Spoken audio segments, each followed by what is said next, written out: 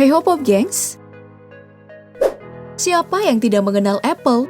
Perusahaan raksasa bervaluasi lebih dari 29.000 triliun rupiah ini sudah eksis selama 44 tahun.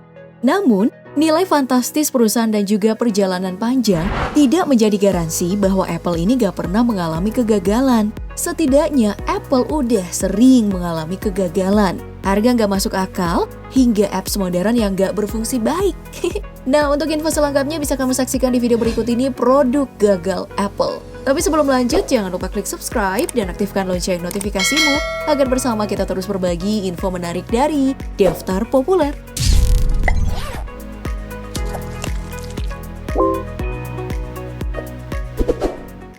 Yang pertama ada Apple Pippin yang merupakan sebuah konsol video game yang rilis tahun 1996.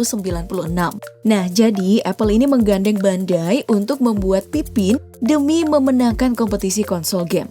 Namun sayang sayang, Apple malah jatuh terkapar karena konsolnya ini cuma berhasil terjual 40.000 biji doang dan produksinya harus dihentikan pada tahun berikutnya karena nggak ada permintaan lagi. Alasan kenapa konsol ini gagal? Ya, seperti alasan kebanyakan produk Apple yang ikut gagal, yaitu karena kemahalan. Saat itu Apple Pippin dibanderol dengan harga 8,8 juta rupiah, yang jauh lebih mahal daripada kompetitornya yaitu PlayStation yang seharga 4,4 juta rupiah dan Nintendo N64 yang cuma 2,9 juta rupiah.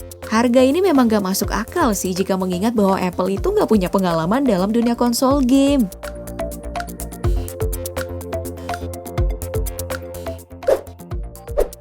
Selain mencoba masuk dalam dunia video game, Apple juga pernah mencoba dunia fotografi profesional dengan Apple QuickTake 100. Perangkat kamera digital yang dirilis pada tahun 1995 ini memiliki lensa 0,3 megapiksel dan resolusi 640x480 yang dianggap udah cukup canggih pada tahun tersebut. Tapi sayangnya kamera digital pertama Apple ini harus berhenti produksi lagi nih pada tahun kedua karena Steve Jobs merasa QuickTake 100 ini bukan bisnis inti dari Apple. Ya, setidaknya gitu katanya Om Steve Jobs.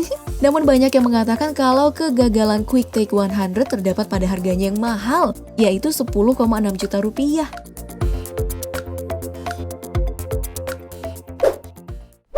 Selanjutnya ada Apple Silent Type. Nah, pada saat ilmu komputasi dan penggunaan komputer udah menjadi hal lumrah di dunia perkantoran, alat pencetakan seperti printer juga mulai menjadi tren. Gak mau ketinggalan, Apple pun merilis printer bernama Silent Type. Yap, seperti namanya, printer pertama Apple yang rilis tahun 1980 ini diklaim bisa mencetak ratusan lembar kertas tanpa bersuara sedikit pun.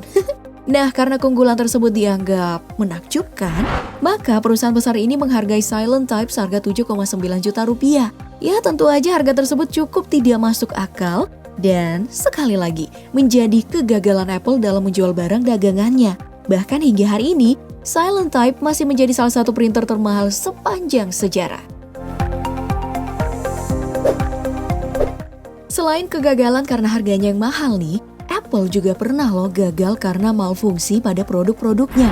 Contohnya, MacBook Pro 15 Retina Display 2015 yang terbakar dan menjadi viral pada Mei 2019 kemarin.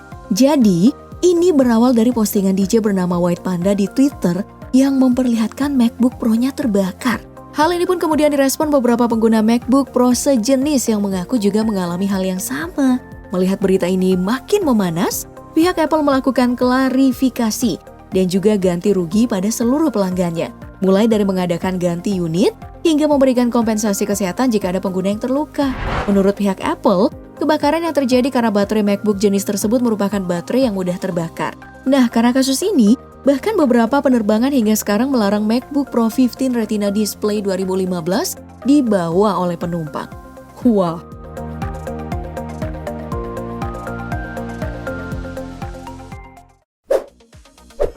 Di dunia modern, Apple telah menjelma menjadi salah satu produk andalan dalam menunjang produktivitas. Kehadiran MacBook, Mac Pro, ataupun monitor Apple sudah menjadi andalan banyak orang.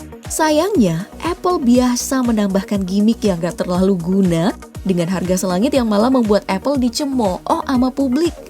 Contohnya nih, Apple Pro Stand yang diperkenalkan pada ajang WWDC 2019 kemarin. Dengan dalih, stand monitor ini bisa membuat monitor lebih fleksibel karena bisa berputar, Apple pun menghargai stand monitor ini dengan harga 15 juta rupiah. What? Harga ini setara dong dengan satu iPhone XS Max. Jadi tinggal pilih, mau beli handphone atau stand monitor. Setelah mengagetkan publik dengan CPU seharga 730 juta rupiah bernama Mac Pro pada akhir 2019 kemarin, Apple kembali membuat publik terperangah. CPU level raja minyak ini membawa gimmick yang cukup nyeleneh dengan alasan accessibility. Katanya sih untuk membuat pelanggan nyaman dalam memindahkan Mac Pro ini. Jadi, Apple menyediakan dua pilihan penyanggah Mac Pro. Satu berbentuk roda dan satu lagi berbentuk kaki gelas. Ya katanya supaya mudah digeser. Tapi untuk membuat CPU ini mudah untuk digeser, dibutuhkan budget fantastis. Untuk penyangga berbentuk roda aja nih butuh 11 juta. Dan untuk berbentuk kaki gelas harga 4,7 juta. Ya, kira-kira siapa nih yang sanggup pakai gimmick kayak gini?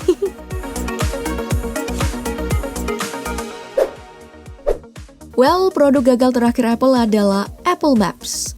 Untuk menyaingi ketenaran Google Maps, Apple juga meluncurkan aplikasi peta versi mereka. Namun sayangnya pada tahun 2012 nih, saat aplikasi ini diluncurkan, hal itu malah membawa bencana bagi Apple. Mulai dari jalur jalan yang gak bener hingga lokasi gedung yang tertukar, dan membuat pelanggan merasa, aku tersesat. Bahkan akibat insiden ini pada tahun 2012 lalu, Apple kehilangan banyak pelanggan karena malfungsi dari Apple Maps ini. Yup, itu tadi produk gagal Apple mulai dari yang zaman dulu hingga apps teranyarnya. Oh iya, sebentar lagi iPhone 12 keluar kan ya? Apa kamu tertarik dengan smartphone tersebut? Sebutkan jawaban kamu di kolom komentar. Terus jangan lupa like, share, dan subscribe video ini. Sampai jumpa di video selanjutnya. Bye-bye.